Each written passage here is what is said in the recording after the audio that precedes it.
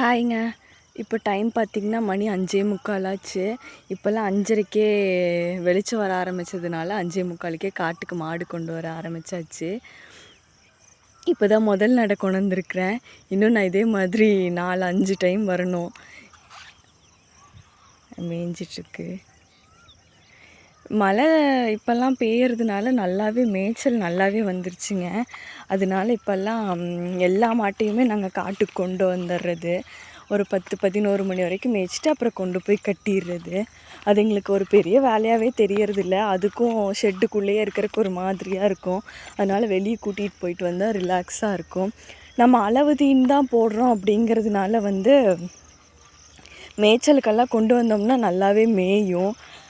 கழிக்கிறதெல்லாம் கழிக்காது, சுத்தமாக மேய்ஞ்சிரும். அது மேயறது பார்க்க நம்மளுக்கும் ஆசையாக இருக்கும். எவ்வளோதான் கஷ்டமாக இருந்தாலும் கொண்டு வரதுக்கு அது மேயறது பார்க்கும்போது ஒரே ஆசையில் அப்படியே கொண்டு வந்து எல்லாத்தையும் கட்டிடுவோம். சுற்றி வர பார்த்திங்கன்னா ஒரு எத்தனை ஏக்கரான்னு தெரில, ஒரு 6-7-8 ஏக்கரா இருக்கும் போல். சும்மா தான் கிடக்குது. இங்கெல்லாம் வாய்க்கா தண்ணி வந்தால் தான் வெள்ளாமையே. கிணறு இருக்குது, அது இன்னும் மோட்டர் ரெடி பண்ணாமல் இருப்பாங்க போல். அதனால நம்ம ஷெட்டு பக்கத்துலேயே இருக்கிறதுனால கொண்டு வந்து கட்டிடுவோம். நம்ம ஷெட்டு பார்த்திங்கன்னா அந்த வீட்டுக்கு அந்த பக்கம் இருக்குது. அங்கேருந்து இப்படி வந்து இதில் வந்து இங்கே ஃபுல்லாக மேய்ச்சலுக்கு கட்டுவோம். பார்த்திங்கன்னா ஒரு 18 மாடு பக்கம் கொண்டு வரணும். இப்போ தான் 3 கொண்டு வந்திருக்கேன். என் ஹஸ்பண்ட் கறக்க கொண்டு வந்துடுவேன். மார்னிங் டைம் அவர் இருப்பார், கொஞ்சம் ஹெல்ப் பண்ணுவார்.